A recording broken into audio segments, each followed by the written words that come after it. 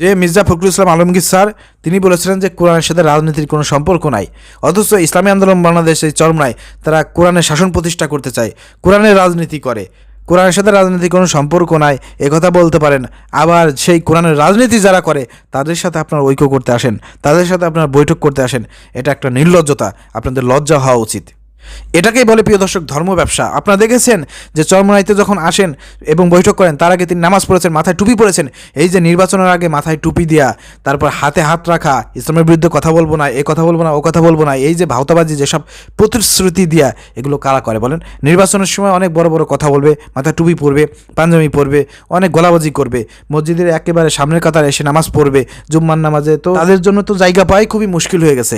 এরকমটা অবস্থা আমরা দেখতে পারি নির্বাচনের আগে।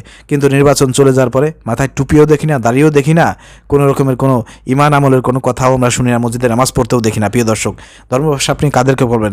যারা সারা জীবন মাথায় টুপি পরলো, নামাজ পড়লো, তাদেরকে ধর্ম ব্যবসায়ী বলবেন? নাকি যারা নির্বাচনের আগে শুধুমাত্র লোক দেখানো মানুষকে মাথায় টুপি পড়তেছে, নামাজ পড়তেছে, তাদেরকে আপনি ধর্ম ব্যবসা বলেন?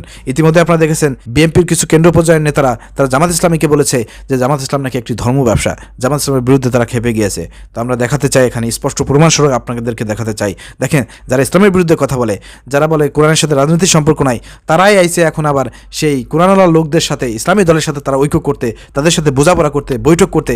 তো ধর্ম ব্যবসা কারা করতেছে? কারা মানুষদেরকে খুশি করার জন্য কাজগুলো করতেছে? হ্যাঁ, ইসলামী দলগুলোর সাথে হাত মিলানোর চেষ্টা করতেছে, ইসলামী দলগুলোকে মানে বাটে নেওয়ার চিন্তা ভাবনা করতেছে, নিজেদের পক্ষে নেওয়ার জন্য কারা দৌড়পাকড় করতেছে, কারা মাথায় টুপি দিচ্ছে, এগুলো কিন্তু আপনাদের কাছে স্পষ্ট। আসলে মূলত কারা ধর্ম ব্যবসা সেগুলো কিন্তু আপনাদের কাছে স্পষ্ট।